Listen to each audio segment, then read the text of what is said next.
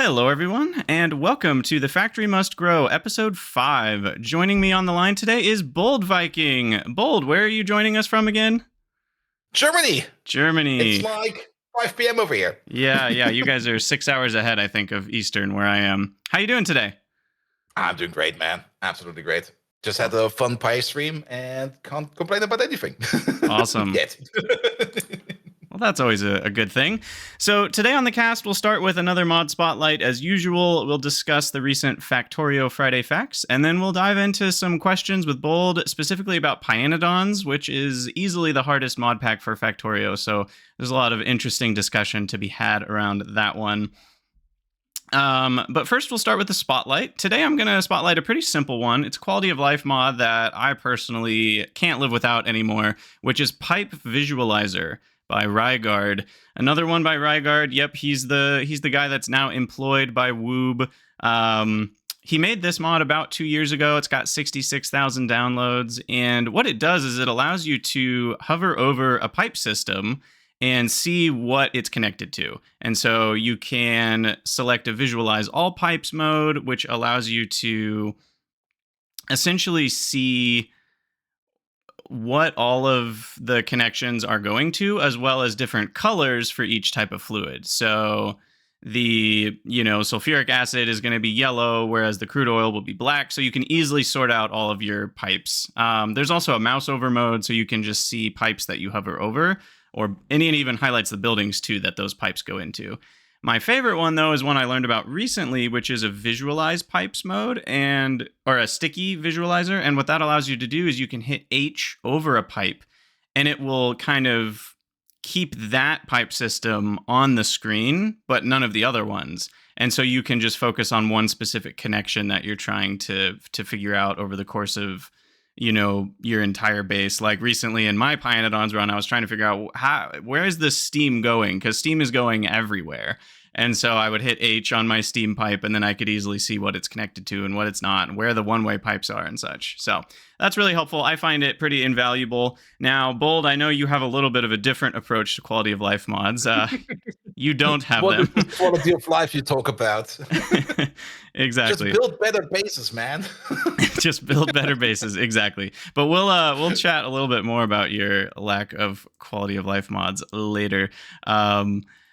For now, I wanted to get a little bit into the Factorio Friday facts. Did you read those, Bold, or have you not caught up with them yet?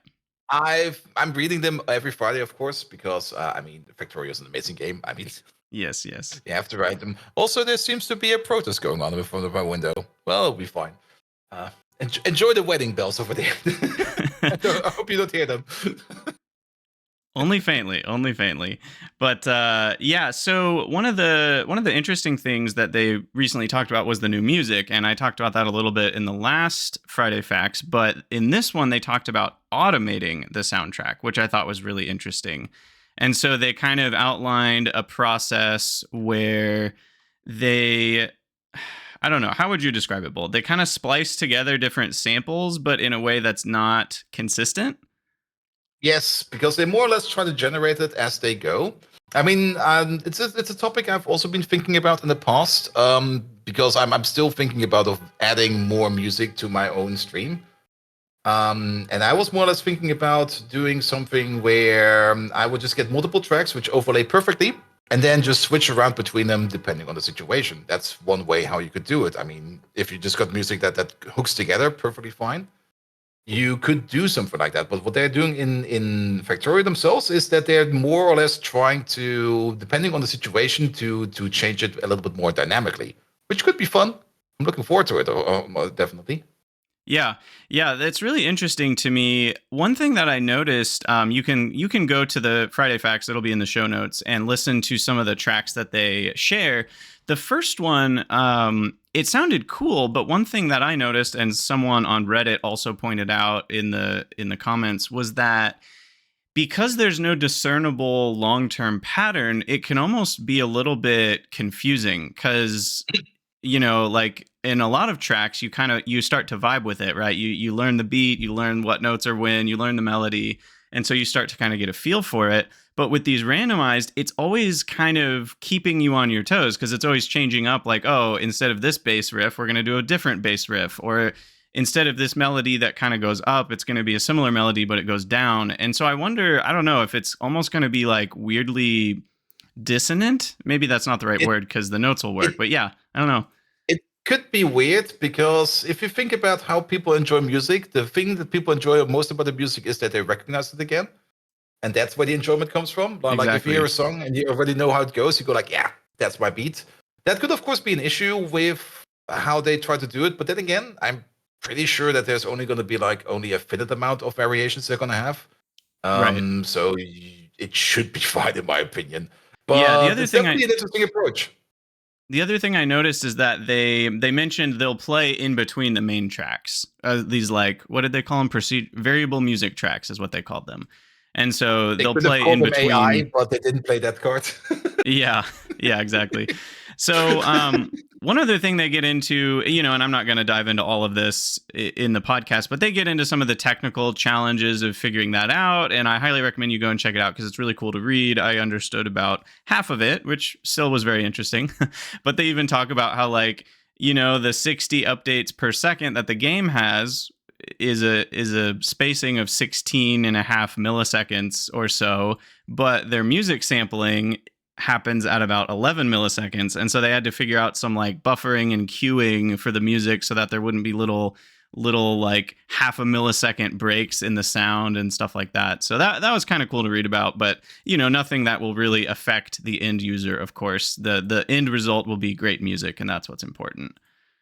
If the game will be running at 60 FPS, that is. I mean, there are certain bases out there that are running at less. that is a good point. Yeah, exactly. And so I wonder also if they have that taken into account. I'm sure they have, but because I've never really had a base that goes much slower. I think once I got under 60 UPS, but it wasn't very much. It was like 58 or it was way up there. Didn't get down to 30 like you did.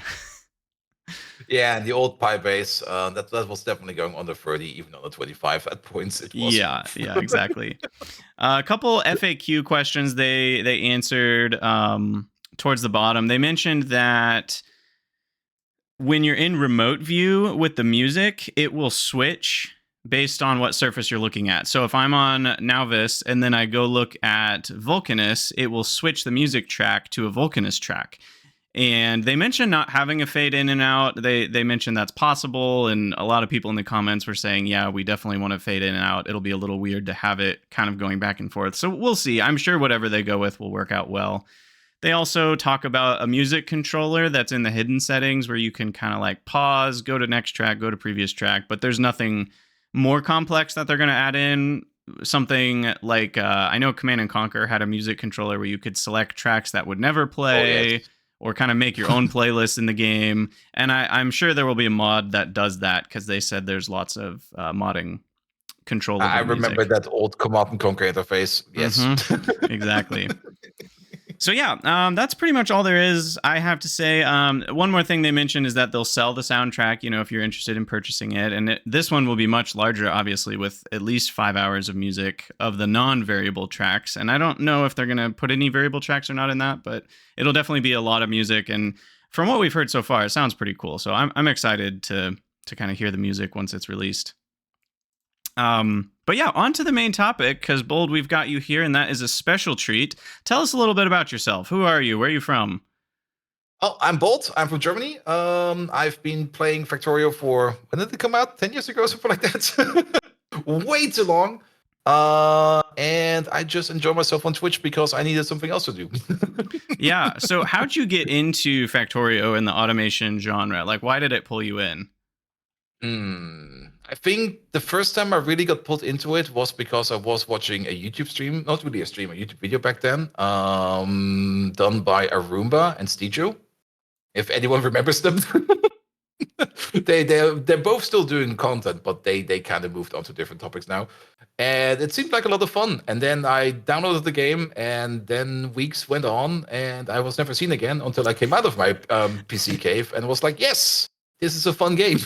Yep. Yeah, I remember downloading the demo the first time and I was just blown away. I was like, this is the game. This is the game I've been waiting for my whole life that never existed until now. Yeah, and back then it was mainly Bobs and Angels, what I was playing quite a bit. And back then I was like, oh, this is complicated. Yeah. Exactly. Did you Yeah. know about Pi back then? Yep, Pi was not a thing yet. So, what do you do apart from the insane mod packs that you play? Is it full time streaming? Do you have some other work on the side? I'm more or less full-time employed. I'm a senior software developer, embedded software developer. So I work more or less 40 hours a week, and then 20 hours a week on top of that I stream. That's a busy world. I don't know where you find time for sleeping and eating. Me neither. Problems to be solved later, right? That's tomorrow's problem. Yes. I mean, I also did YouTube content in the past as well, but I did really notice that I don't have enough time for that. I mean, I was recording like YouTube videos in my lunch breaks, and I was like, wait a minute. Yeah, you got to care for yourself at some point. This doesn't go well. So I sadly had to drop those. I do want to get back to them at some point in time, if maybe some other circumstances change, but we will see about that. Makes sense. So in Factorio, you've mentioned playing mod packs and for the viewers that don't know, Boldviking a few years ago, how many years ago was it that you started your first Pi run, your pYanodon's run? I think 4 years ago, 3 years ago. Usually my Twitch chat over here helps. Yeah. Yeah, I'm sure they'll chime in. But yeah, so pYanodon's is essentially just to give people a little background for those who don't know, in pYanodon's, you have an absurd amount of recipes. Vanilla Factorio has maybe around 100 recipes. I don't actually know. I haven't counted, but it's very manageable. You can memorize all of them after you've played the game a few times. There's really not a ton of complexity to them. Most things only require 1, 2, or 3 ingredients. A few of them require more. And pYanodon's is like just gonna laugh at that because not only are there recipes that literally require 15 or 20 ingredients, different ingredients for the same recipe, but there's hundreds, and I think it's probably like over 500 or 600 separate buildings that all do different things that can make different recipes. And those buildings, most of them have 4 different tiers that you can build them in. And so, and there's over, I think, 10 or 20,000 recipes. Like last time I heard, I think it's somewhere in between 10 and 20,000.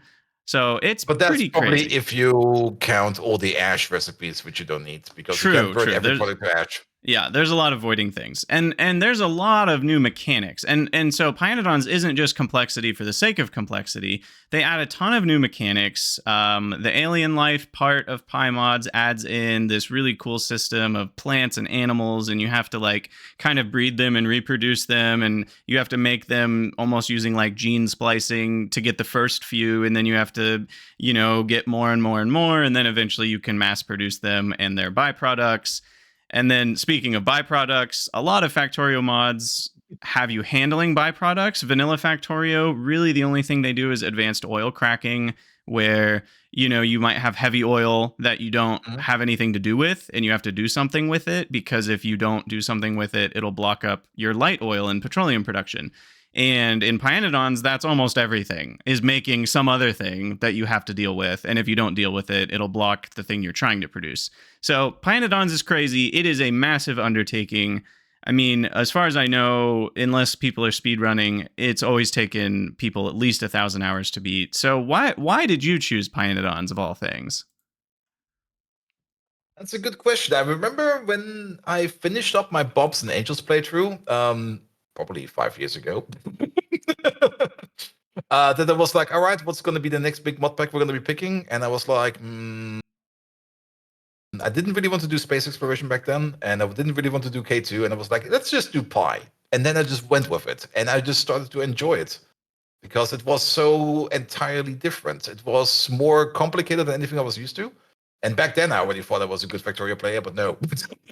That first Pi run changed everything. Absolutely everything. And even after the first Pi run, after I completed it, I still changed everything because I now make in my second Pi run builds differently from things I learned in the first Pi run.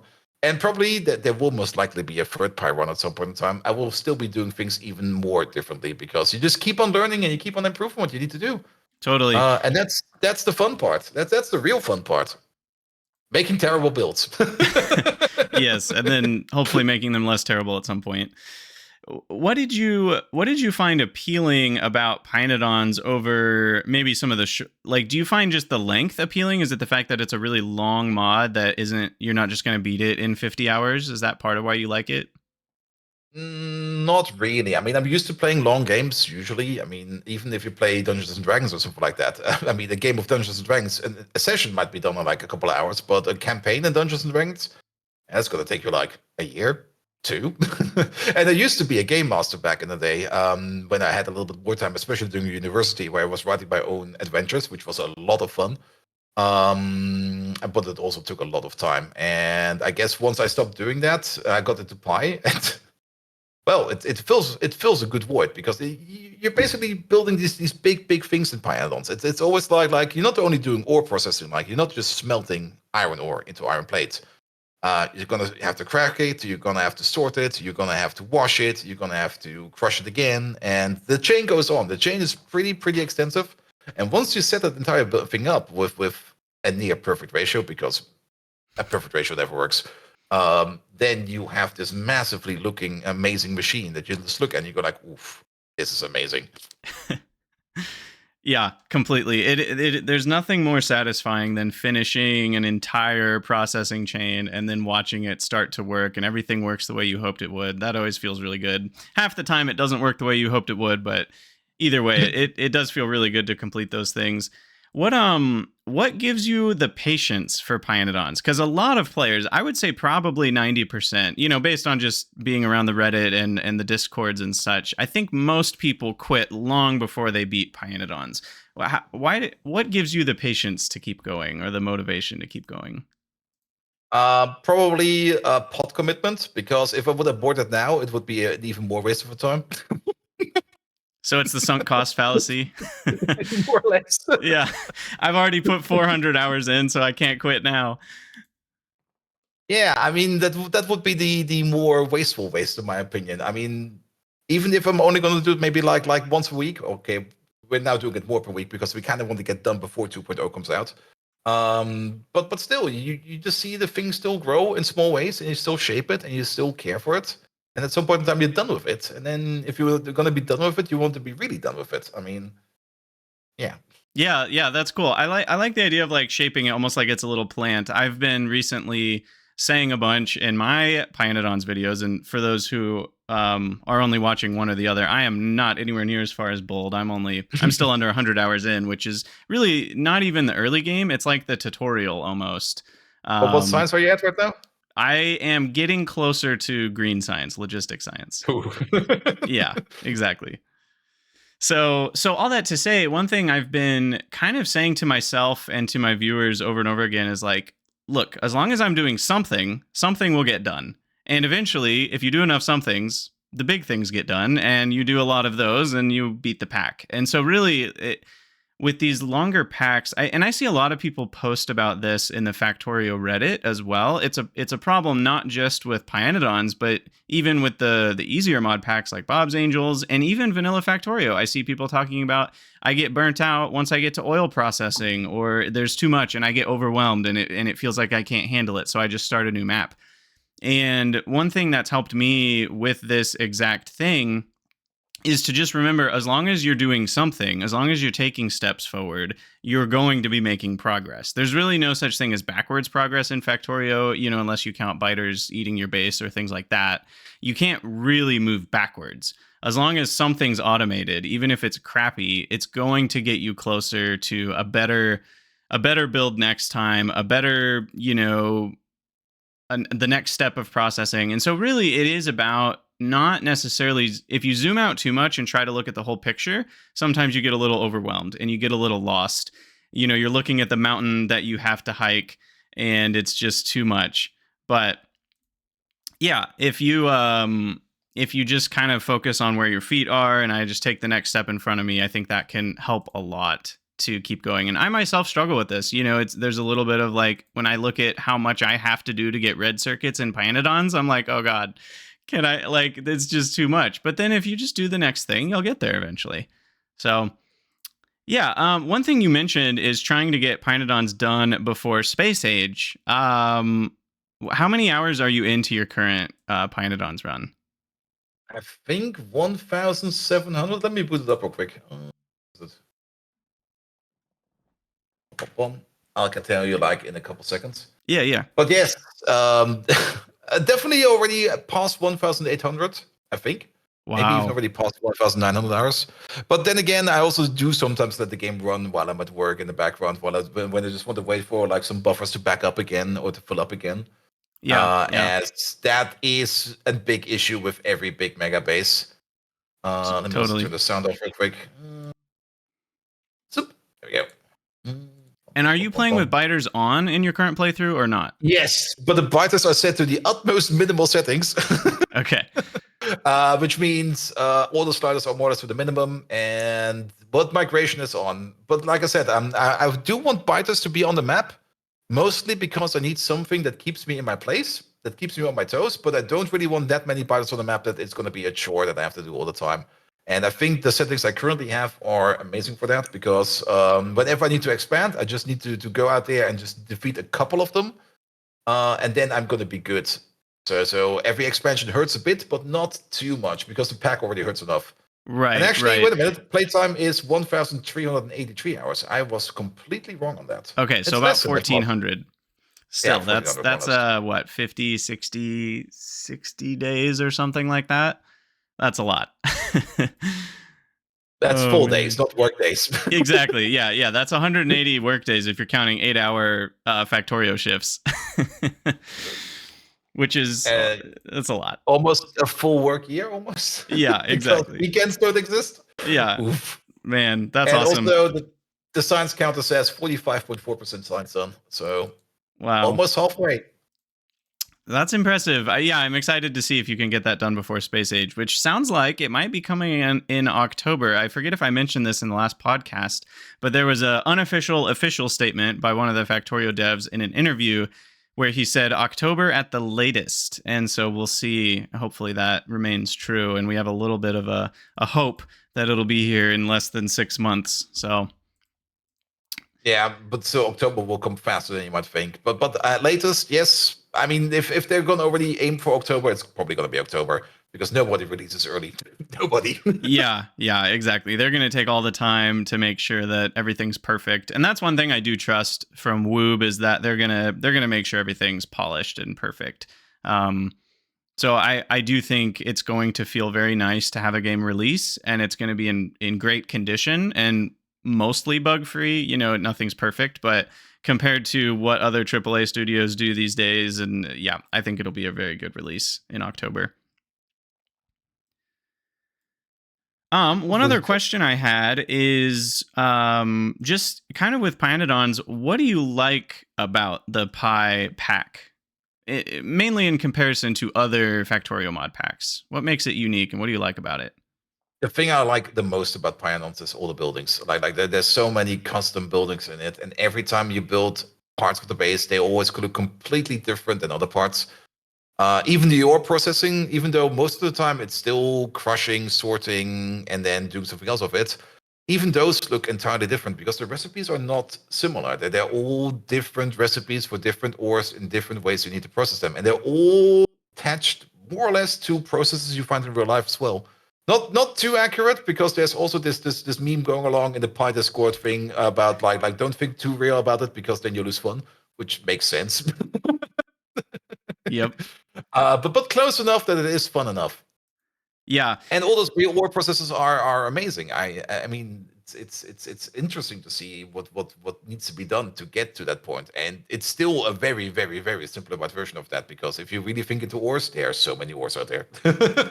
Totally. So many different ores. I like that realism as well, and I think it adds a little bit of spice to the enjoyment of the game to know that hey, what I'm doing is at least approximating what actually happens in real life.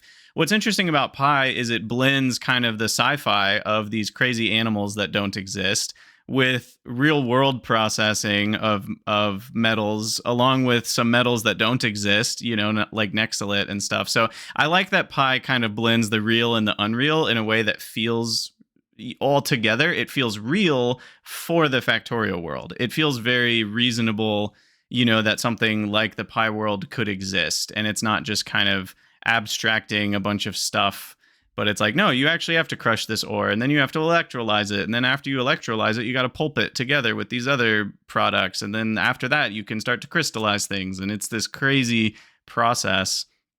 Um, One thing you mentioned is all the different buildings. And do you find that the art is a big deal for you? Like, the Pi art, or do you kind of just not care? Mm, I mean, the pie art is important in my point. That's part of the thing why things look so impressive. I mean, all the farms look amazing with all the different animals on it. Even the buildings with the animations, even some of them are a bit bugged, look great. The only downside I see about the pie art is that the buildings are usually a little bit too big, and you can hide stuff behind it, which we also had just in the stream before, where we just missed the connection for like the barrel pump because, well, we didn't see it. That's the Yep. only annoying part. That's the only really, really annoying part about the graphics, that they're sometimes just too big and you just miss it. Totally. Yeah, yeah, the buildings are massive and sometimes the overhang behind them is pretty big. I find that the art is such a big deal for me. The pYanodon's art is so good. It's a different style. Some people look at things like Industrial Revolution 3 and they say that's the best. Some people look at what's the other one? I feel like Bob's Angels, specifically the Angels side of things, is very good. But pYanodon's has such a unique style, and I think it's so realistic and just good looking. And yeah, and like I said earlier, there's hundreds of different buildings, and all of them have unique art. And these are large buildings. They're not just little 3x3 assembler size buildings. Some of them are 23x23 size buildings. So if you think about the amount of pixels that you have to design and the sprites and the animations, it's absolutely insane what Pi has done with the art. One The other only thing thing, you have to add to that is that the pie art is sometimes a bit low res, but that makes sense because if you've got that many arts in there, it's gonna eat a bit GPU memory. I mean, yeah, at this moment already, it's eating up 10 gigabytes of my graphics card, where I just go like, what? Excuse me. exactly, yeah. And I know for some people they actually have issues with running the sprite sheets, and you have to change one of the settings, I think, to like medium for the sprite atlas instead of large, and that can help some people from stuttering. But yeah, it's an absurd amount of sprites. One thing I was thinking about when you were talking about the ore processing chains that I want to hit on for pYanodon's for people, because a lot of people have played Bob's Angels, or at least they've watched someone play it, and that kind of is more of, especially since it's older, it was the gold standard for a long time in terms of overhaul mods. But one thing with Bob's Angels is the ore processing is pretty much exactly the same for every single ore. And so you end up setting up the same chain where you crush the ore, then you turn it into pellets, and then you take those pellets and you put it into the induction smelter to melt it down into a molten. Sometimes you combine it with one other ingredient first, but you end up with only one or two differences between every single ore chain, and you're doing the same build. I don't remember how many ores there are, 15 or 20 in Bob's Angels, and that gets pretty repetitive. And so I find that pYanodon's is really refreshing because every single ore chain is completely different. Like Bold was saying, you're not just doing the same process. Yes, you do often crush it, but then even which crushers, there's different types of crushers, and there's different types of sorters, and there's different types of screeners, and what order you do those things in and what byproducts it creates, they're all different. And so you really are designing the build pretty much from the ground up every single time. It's not like you can copy your iron build and use that for copper. That's really never a thing. And that's one thing that I really like about pYanodon's is no build feels the same. The one thing I really enjoyed about Angels was actually the metallurgy part, where basically you end up with all kinds of ingots for all the base metals. And then after that, before you smelt it, for example, into iron or in steel, you mix and match those ingots again, which was a great part in Angels. And that's a part, well, you do have that in Pi with all of the alloys now. But you didn't really have it like on the level as an Angels, where you had like manganese and stuff like that, where you then just add it to your iron to make more iron out of it, or to turn it into steel and stuff like that. Yeah. Um, Yeah, specifically the angels, the final part of the ore processing was cool. I did like all the ingots. It was cool that you could combine different ingots to alloy. And some of the alloys I also found it interesting in angels, you could only alloy them after they were a liquid, whereas some of them you could melt together the different ingots and alloy them at the ingot stage. And I always thought that was interesting too. What do you Okay, so we talked about some of the great parts about pyanodons. What do you not love about pyanodons? What's bothering you these days? Hot air. Hot air. Why is it so hard to make hot air? Good God. Yeah, you'd think with enough electricity you could make some hot air, right? Yes. I mean, if it would be clean hot air, I would understand why it needs to be so complicated. But yeah, for some reason, the hot air chain is this really really weird thing that they set up where you need to make hot air, which you then use to heat up bricks, and then you get colder hot air, which you then need to heat up the lower tier bricks to make them not heat up immediately. It's super weird, man. Yeah, it is weird. It It's kind works, of but once you wrap like your head around it, it's actually pretty easy and pretty straightforward. But getting there is always like, why? yeah, you use the hottest thing to heat up the almost hottest brick, and then the air that heated up the hottest brick is now a little bit cooler. So then you heat up the next coolest brick from there, and you kind of it's Yeah. almost like a reverse stair step where you have bricks going from room temperature to like stage 3 or 4 hotness, and you have the coke oven gas that you're getting going from stage 4 hotness down to stage 0, and you got to like stair step both of them, one of them backwards. It's very interesting. I definitely am glad that they got rid of the old recipe though, where you could just destroy bricks to make hot air. That was a weird one, so I'm glad that one's gone at least. Is it? It is, yes. I promise it's gone. If it still existed, I would be using it a lot.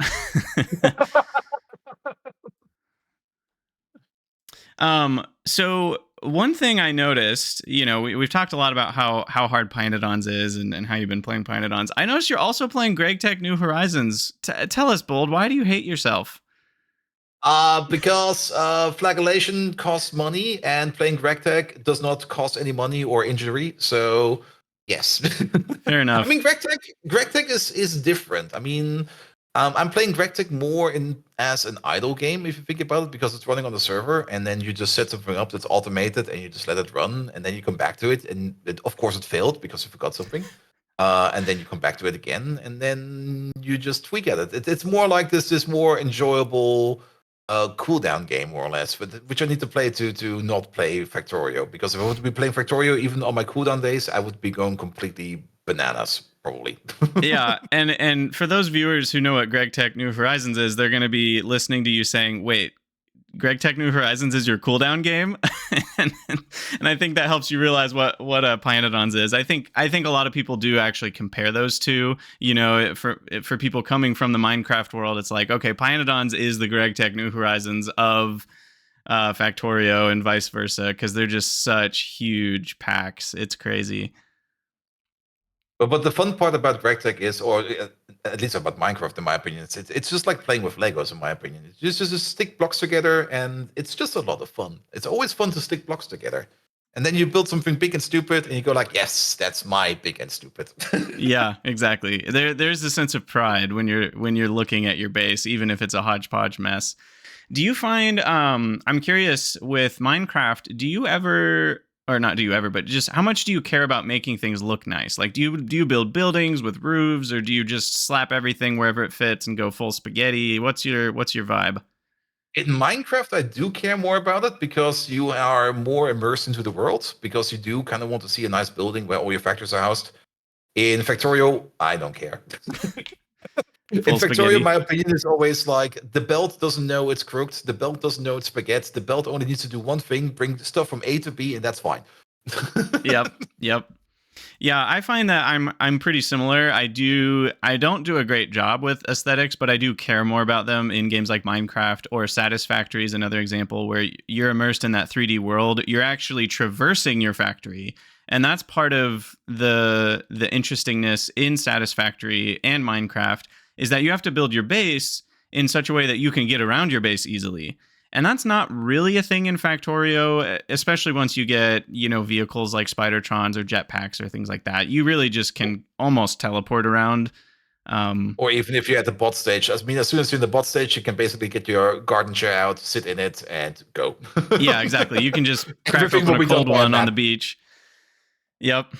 And so, yeah, I think that with the aesthetics, it is interesting how Factorio kind of by nature with the 2D top down and not really having different Z levels, it really does kind of make it so that aesthetics are really just that. They are far more just aesthetics. And it's not like you're combining aesthetics with functionality, which is where games like Minecraft or Satisfactory, how you build it actually changes how you can get around it and where the items can travel. If you build two different things on two different floors, that changes the logistics of how you move those items. Whereas in Factorio, everything's on one floor and you really are going to get an item from point A to point B the same way, no matter where you put it.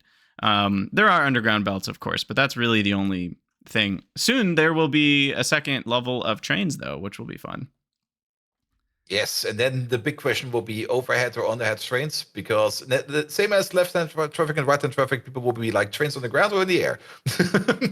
Exactly. Yeah, Trains in the air. yeah, my plan is to put them in the air all the time because why not? Then I don't get hit by them if I'm running over the track or under the tracks. Would be funny to see if you can get hit by the trains if you fly around with your jetpack or something like that. I do know that there's this fun bug in space exploration that when you go into the rocket and you take off in the rocket, you can hit the train if it passes. Oh, really? That's funny. I didn't know that. Um, so one question that I have is, would you recommend pYanodon's to, our listeners or viewers? Viewers, start running now. I mean, I can definitely recommend it. I mean, if you want to try it out and get yourself like a big challenging build or something like that, do try play pYanodon's. Like I said, I've learned so much more about Factorial while playing Pi than I've been learning when I was learning about Factorial when I was doing Angels and Bobs, because the issues you're gonna get when you're building big builds in Pi are not things that you're gonna get when you build Angels and Bobs. Angels and Bobs, you could technically probably just easily main bus even, where you just go like here, make a big main bus, hook everything together, things come out at the end, and you're done. A main bus is not possible in Pi. Definitely. Well, you can. It's gonna look super weird, but you can. But it's gonna be weird, man. It would be thousands of belts wide. Yep. Yeah, I think you'd need a next gen PC to be able to handle a main bus in Pi. Not only that, it would be going left and right at the same time, because recipes also change, and then you get like new dependencies, which you need to go the other way again. Yeah, it would need to be And an up and down kind of bus where you can send items backwards or forwards. It would be a mess. yeah, So with the recommending thing, you and I diverge a bit in how many quality of life mods we use. I believe you use 1, 0. let's see, what do I have? I've got like the copy paste module one. That's probably a quality of life one, way when you like shift left click and shift right click the recipes around, and they got modules in them, they get copied over. Mm-hmm. That's a nice addition. That should be in the base game, in my opinion. Then we got the jetpack. um, we got some stuff that changes like how things look, but that's not really quality of life. That's just that's just how things look, cosmetics. And then the module insert, I think, is the only one I've made. Okay, so maybe just 2 if you count jetpacks and the module inserter. Wow. Yes. Whereas I probably Actually, have about 40 or maybe 50. I don't know. I'd have to count them. One thing I would recommend. landfill pluses in there where we can pick up landfill again. I actually got the whole list over here. Okay. Landfill pluses in there, copy paste modules, blueprint signals. That's a very good one. I can highly recommend blueprint signals. Which allows you to take a blueprint and turn it into a single combinator that you then have as signals, which you could use for automatic constructing and stuff like that. Right. Then the blueprint tools are in there as well. We do have a task list. We never use it. Resource highlighter, which we occasionally use. Of course, things to look up recipes, FNEI, recipe book in there. And then the blueprint tools, which are also really, really good. And there's one more in there, which is called realistic decoration cleanup, which just takes care of like plants that are growing everywhere when you put stuff down, because then the base looks a bit cleaner. Right, And right. the only thing that's actually called quality of life is the quality of life research, which just gives you some research targets, which will give you like more inventory size and stuff like that. But that's basically it. Okay. Yeah, yeah, I have quality of life research as well. One that definitely is important if you, as a listener, are interested in pYanodon's is FNEI or recipe book. You would not really be able to play Pi without it. You need to be able to see what makes what and what uses what and what's used in what, and the base ability to do that in the tech tree and the inventory is just not good enough. So that one is almost required. Everything else, not so much. One mod that you guys will find very much missing from Boldviking's list is a factory planner type mod. He doesn't have factory planner. He doesn't have hell mod. He doesn't use YAFC, which is yet another factorial calculator, which is a external software program. How do you get by without using any of those? I just crunch the numbers. He crunches the numbers. And so do you tend to build smaller kind of builds at a time because of that? Because you can't, obviously, like at some point you can't keep it all in your head. Nah, I mean, the build process is usually quite simple. I mean, for example, any kind of ore processing, you just start off with like the first building, and then you just look at how many you need to get the recipe down to 1 per second. And then you go to the next stage of the craft, and then you go again onto the level of 1 per second crafts. And then you just mix and match them together, or you make pairs together where you then make blocks. Basically, I just split the whole recipe into multiple groups of two, and then try to balance those multiple groups to two to make a perfect ratio, or assuming it's going to be a perfect ratio. And then after that, you go to the next level and group those pairs together again, and then you reach at some point in time the final build, and then you can more or less see what you need. And you can easily do that with ghosts. I mean, you just put like some ghosts down of the buildings that you need, you figure out the ratio, just shuffle things together until you got it together. And then once you got it all shuffled together, you got the ratio in front of you, and then you can make decisions if you want to cut out some buildings or maybe move some stuff around that it fits better. And then you get to it. Yeah. Do you use max rate calculator or rate calculator? No.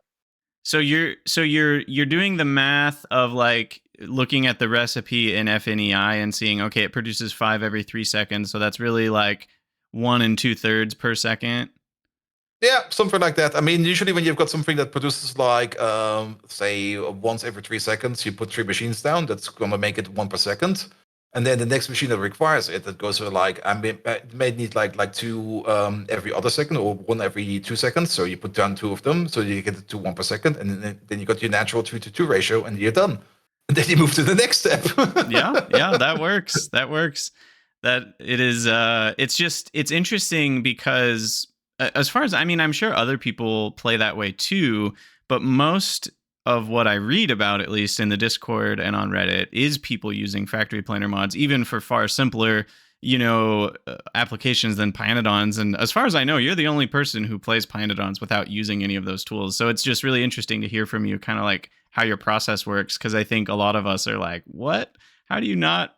And I think some of it is you're more comfortable with things either not being perfect or maybe overbuilding sometimes. I think a lot of people are wanting to not have any waste.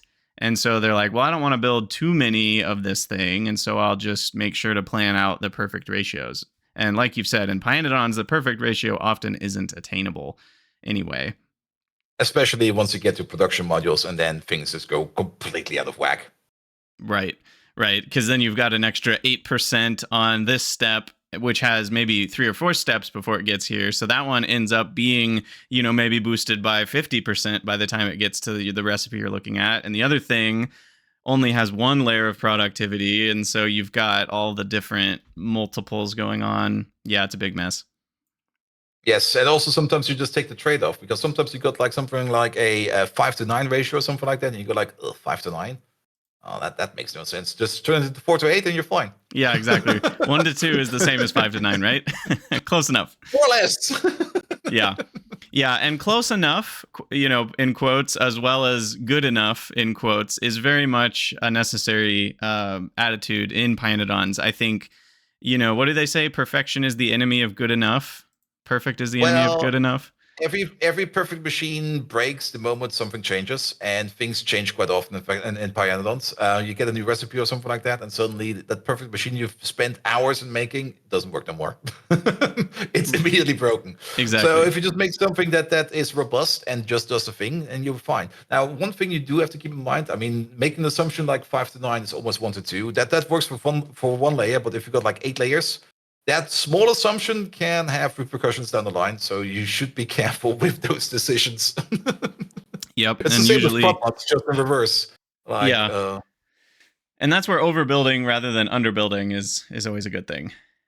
yeah, like if you've got a fraction, just add one more and you're fine. And that one building at the end, well, it will not work all the time, so be it. Yeah. One other thing, that you said that sparked a thought about pYanodon's that a lot of people don't either know about pYanodon's that I think they would really like. One of the aspects that gives you more productivity in pYanodon's is not just productivity modules, but often as you go throughout the tech tree, you unlock new recipes that make the same product and they're way more complicated, but overall it's a much more efficient recipe. So something like iron plates is a good example. You start out and you can smelt 8 iron ore into 1 plate. It's a horrible ratio.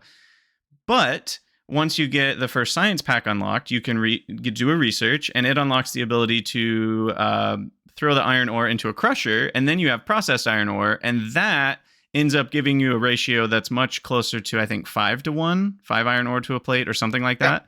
And 5 to 1. yeah, and then in the next science pack, you gain the ability to start using some melting processes and use molten iron, and then again, you get more plates per iron ore for the work that you have to put into it of adding more buildings, and sometimes you have to add in like catalysts, or you have to use sand casting, or what have you. And this applies to more than just the ore recipes. It really applies to a lot of the animal recipes and plant recipes. There's a lot of different things in pYanodon's where you really get to progress how you make something as you go throughout the game. So you're not just building blocks of buildings for new things. You're also, when you get new research, going back and rebuilding your old things, not just to be bigger, but to be better and different and more complex. And I think that's one of the fun parts about pYanodon's is you kind of keep bouncing back and forth between upgrading the old stuff, re-implementing the old stuff, sometimes making more of what you're already making, but usually you're doing something new. And I think that's pretty fun.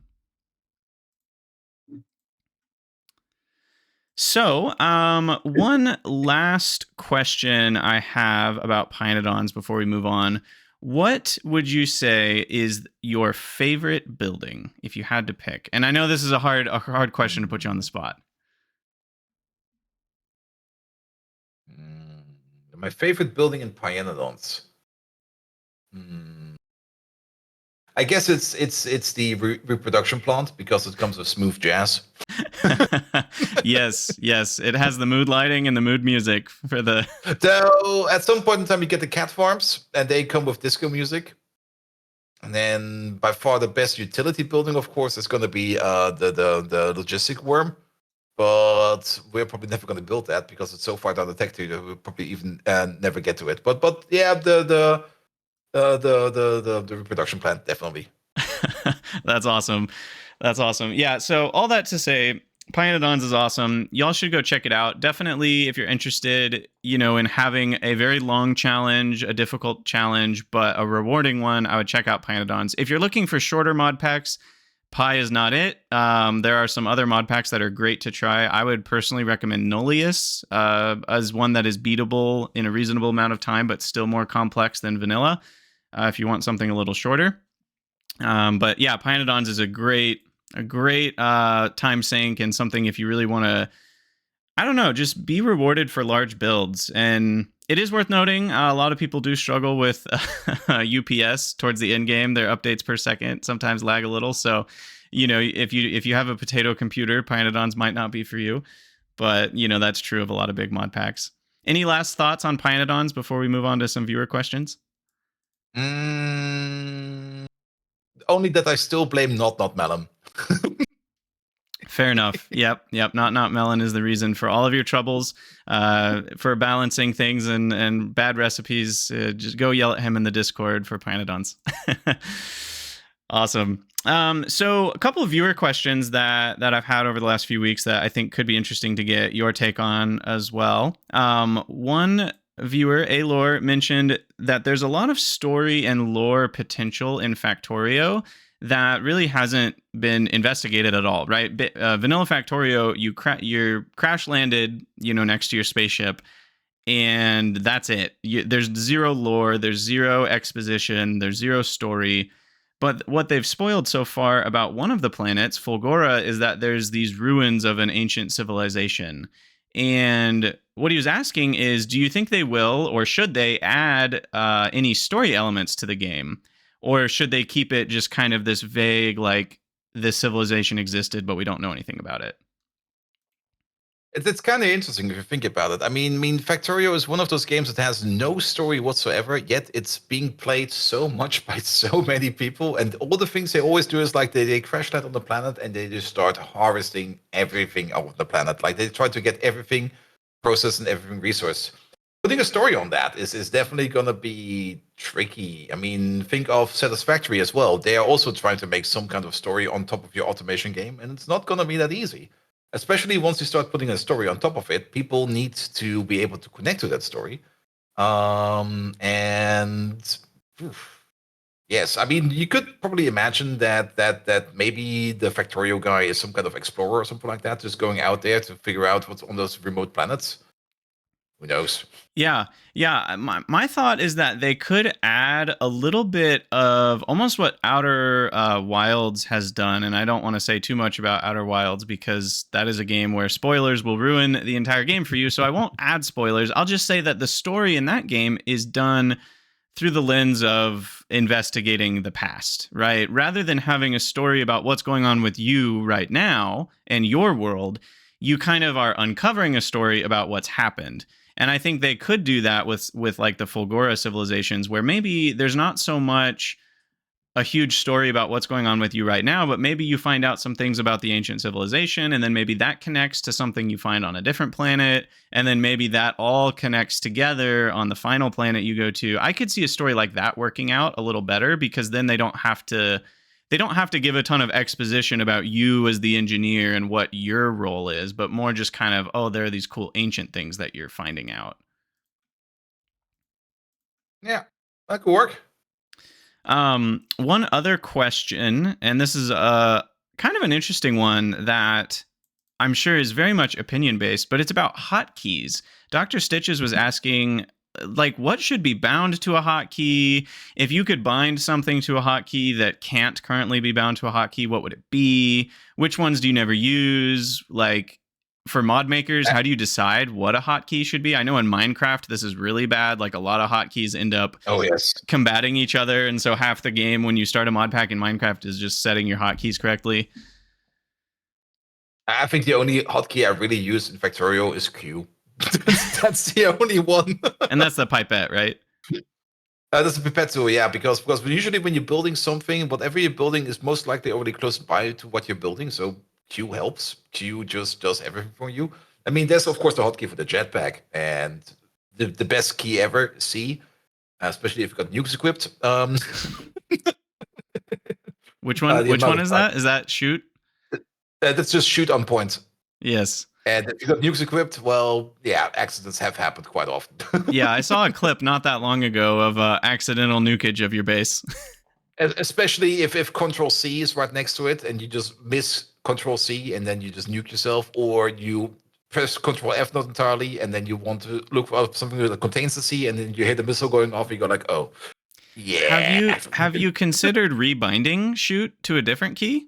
Yes, and I will not do it because it's fun. So it's a calculated mistake. Yep. That's funny. It's the expected thing that will happen. I love it. Yeah, for me, I think hotkeys are actually really important. Again, I think this kind of goes with our quality of life mentality, like how you and I approach the game differently. I love to be as efficient as possible with the gameplay itself. And so, like, I don't want to have to push extra hotkeys if I can manage it. I like all the shortcuts. I like them all to be reachable with my left hand. And so I do spend quite a bit of time trying to figure out what hotkey goes where. Even recently, I realized spacebar, I don't shoot things that often. Half the time I'm playing without biters. So why would I want shoot to be bound to spacebar? I should do something more useful with spacebar. And I still haven't quite figured out what that is. I recently changed it to entering and exiting vehicles, but I still think I could do better. So yeah, I think hotkeys are a very interesting topic. And as a mod maker, I think if I had one recommendation, it would be to download a suite of mods that you think would be used alongside your mod, and then do your best to create a hotkey that either A, makes sense because the letter starts with, like if you're doing a blueprint tool, the B key makes a lot of sense. But right now, B is already taken up by a lot of things. So you may have to use a random letter or shift plus a letter or control plus a letter. But whatever you do, at least download some of the other mods that you would expect people to play along with your mod and try to avoid conflicts with those. Obviously, there's only 26 letters on the keyboard and shift, control, and alt. So that, you end up with only so many combinations. And at some point, you're going to run into conflicts. But avoiding the most common conflicts, I think, is a good thing to shoot for. Let's see. One other small question. Let's see. Oh, yeah, this is a good one specifically about pYanodon's. With most automation games, the infrastructure of what you build is kind of an afterthought, right? Like the cost of the buildings themselves. Like in Vanilla Factorio, for example, an assembler is not very expensive. Even an assembler 3, once you've automated its ingredients, it's not very expensive. You never really have to worry about plopping down 20 assemblers because they're not that expensive. However, that's not true in things like pYanodon's. So how do you balance the cost of infrastructure, which is belts and power poles and buildings and all the bits and bobs that you actually place into the world, against the cost of recipes that go towards things like science or consumables? What do you find is a good balance for that? Well, infrastructure costs in Pi are still not that high. I mean, the buildings that require a lot of stuff usually also are required in the production of science and everything. So you would already have those requirements automated, and you just bring them in via a train or via a bot. Sure. I would say though they're definitely quite a bit higher in Pi than most other mod packs. So for example, and I know I'm in a different stage of the game than you, so it might be true that at the stage of the game you're in, the costs aren't as large relative to what you're making. But I was just starting to make a molten salt power plant, and each of those buildings, each of the coal power plant buildings requires, I think, 100 circuits, and I'm only making I think about 15 circuits a minute, right? And so that's 6 minutes of circuit production per building. And so if I'm going to make a build that requires 20 of these, we're talking 2 hours worth of circuit production just for my power plant. That's far more Yes. than you would find in vanilla. And I think it's interesting because when you switch to something like pYanodon's, you do realize, oh, things are really expensive, but you have to change your scale in your mind. 1 minute of production in Pi is not that much because you're playing for dozens of hours, right? Yes, and that's also usually how we go at it most of the time. I mean, if you need something, just start automating it. Even if it goes slow, you're still at least making it so you can use it. You don't really need to make certain products super duper fast because you will notice that you actually don't even need that many of them, especially if you're playing it for multiple hours at a time. But what's like an issue for like maybe making one per minute is gonna be still like about 240 the next day. Yeah. Yeah. And one thing I find interesting is that infrastructure is a cost, but it's a cost of something that's unlimited, right? Like circuits are unlimited. I mean, technically your ore patches are limited, but in Pi, everybody cranks them up pretty big. So not really limited. But things like space aren't unlimited, right? And so, well, at least in terms of what you can traverse, the bigger your base gets, the harder it is to get around your base and the further items have to travel. So space is a limited resource in the sense that if you can pack buildings together tighter, or make your build smaller, or if the building was a 5x5 building instead of a 23x23 building, then you would be able to fit more of them in. So I find something interesting that pYanodon's does by making such large buildings is they do cause you to think more about space and like which direction is this belt going. In Vanilla Factorio, you don't really care if it's going left or right because it's only 15 squares either way. But in pYanodon's, if you've got a belt going along 20 buildings, it might be 200 units long, and it very much matters where the end of that belt ends up. And, Satisfactory has some limited resources as well with things like power shards. So the infrastructure in Satisfactory, well, it all costs a relatively small amount of stuff that you can make infinite of once you've automated it, but you only get so many things, or you only get so many power slugs to make power shards out of. And so different games find different ways to, maybe they don't make the infrastructure itself very expensive, but they find other ways to kind of keep the player from just having infinite creative ability to build from the early game. And I think that's an important question to kind of ask yourself as you're designing a mod or a game, is like which resources are unlimited but maybe a little slower to get but still unlimited, and which resources are actually limited and the player cannot just make infinite of this. Any other thoughts on that, Bold, or just double it? Double it. Double it again. Yeah, wasn't that an old Blizzard meme, like we doubled it and then we doubled it again or something? Maybe. I'm not really keeping up with Blizzard. Yeah, I mean, we're talking like 10 years ago. There was a meme at some point about that. Anyway, Bull, do you have any other big thoughts before we start to wrap up? No, I think I'm good. I also have to go to the bathroom.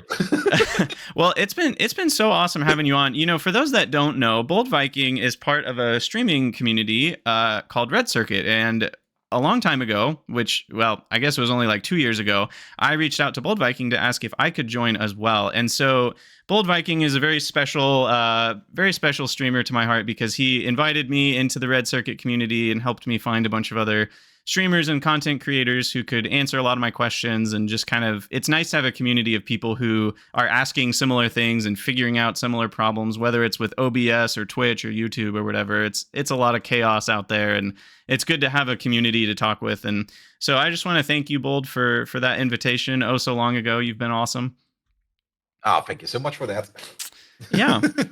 So, and yeah, I also always like to explain stuff. I mean, if people ask me stuff, I always go like, here, let me explain it for you. And then 2 hours pass and you go like, shit, I wanted to do something else. Yeah, the curse of being helpful. But I've appreciated your inputs and everyone else at Red Circuit. So yeah, if you guys are looking for other streamers to watch, you can check out the Red Circuit group. There will be a link in the show notes, as well as you can head to Boldviking's Twitch page or my Twitch page, and we're both part of that group in Twitch. And I think if you click on that link, it'll show you all of the streamers who are part of that group. So that's pretty cool. I know we've got some other people who play Satisfactory and some other factory games, and I'll hope to have them on the podcast as well. But yeah, shout out to a new patron for the Factory Must Grow podcast, Jonathan C. Thank you so much. And if you would like to become a patron, head over to patreon.com/Krydax. That'll support both the podcast as well as my content creation on Twitch. Bold, what about you? If people would like to support you, how can they do that? Well, of course, I think I also got a Patreon page, but I'm not really doing the Patreon game that good. But if you do want to support me on Patreon, it's, I think, just patreon.com/Boldviking. But also, of course, twitch.tv/Boldviking and youtube.com/Boldviking. You'll find me everywhere. Yeah, there's another Boldviking on YouTube, but ignore him. He's stupid. Yeah, there's the same for Krydax on one of the. Is it on? I don't remember which. There's a second Krydax on Twitch, no, on YouTube, because you're Krydax 8 on YouTube. Yes, that's right. And the original Krydax has 0 subscribers and just sits there and goes like, "Yep, yep, wonderful." Someday I hope to be able to, get him removed somehow, because he's not a real person, or at least he doesn't do anything if he is. But all that to say, next week we'll stream the cast at the same time. Not sure if we have a guest or not yet. We'll find out. But huge thanks to you, Boldviking, for being here. You've already talked about where people can find you on social media, so go give Bold a follow and a sub on Twitch if you don't mind. He's been going very far in pYanodon's and Greg Tech, and just very, very pleasurable to hang out and watch Boldviking. He's got a great crew of Twitch viewers who are in his channel, and it's always a lot of fun. So definitely head over there. If you guys have any questions or ideas for topics or ideas for guests, you can always hit me up in the Krydania Discord, which, of course, I'll put in the show notes. Other than that, any last thoughts, Bold? No, I'm good. I'm going to enjoy the rest of my Sunday.